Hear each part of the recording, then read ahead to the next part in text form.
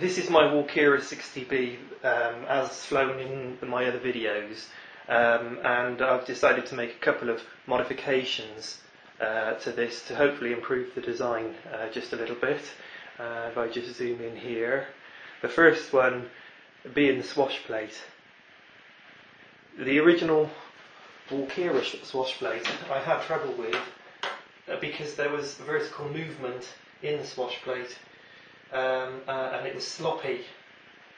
This was causing slight annoyances with the pitch control. So what I've used here is a T-Rex 450 swash plate, which uses exactly the same enhanced CCPM 120 design. Although the footprint, the size of the T-Rex swash plate is slightly larger than the Walkera, it's pretty much a direct replacement, apart from the retaining pin on the T-Rex swash plate, which was slightly larger, which I had to replace with a smaller one. Other than that, it's a straightforward swap and much better quality. Okay, I'm just reassembling the head now, and one thing that's important to note is that on the T-Rex 450 swash plate, the ball joints are of a slightly larger size than the Walkera, so it's necessary to change the ball joint clasps to the larger size on all the connections on the swash plate. Okay, the other modification that I've made today is the position of the tail servo. The original position for the tail servo was right up here at the front. In this frame here, with a secondary linkage to a horn mounted on the tail. This was not particularly desirable in my opinion because it puts a second linkage in, and also there is a problem with the servo that's mounted here, because the actual metal frame that holds this, which is very sharp, it constantly is rubbing on the servo wire.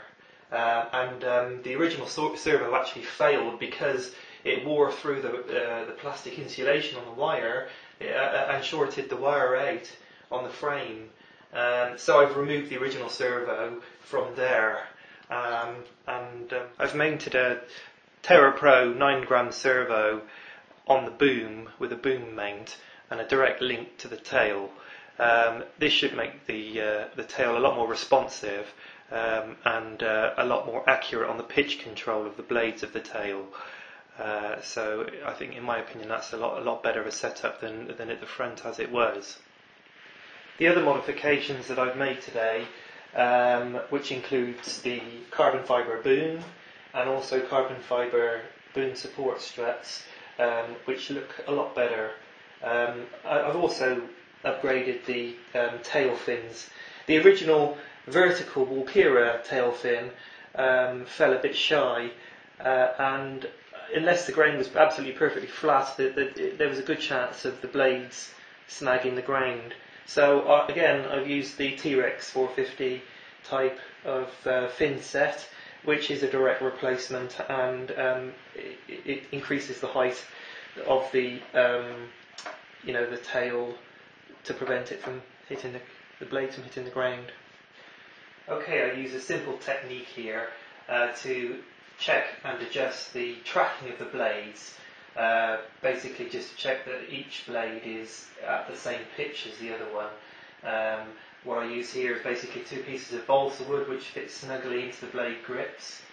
If you set the pitch with the transmitter so that one of the blades is completely parallel with the flybar, the flybar itself must also be perfectly level too, perfectly at right angles with the shaft.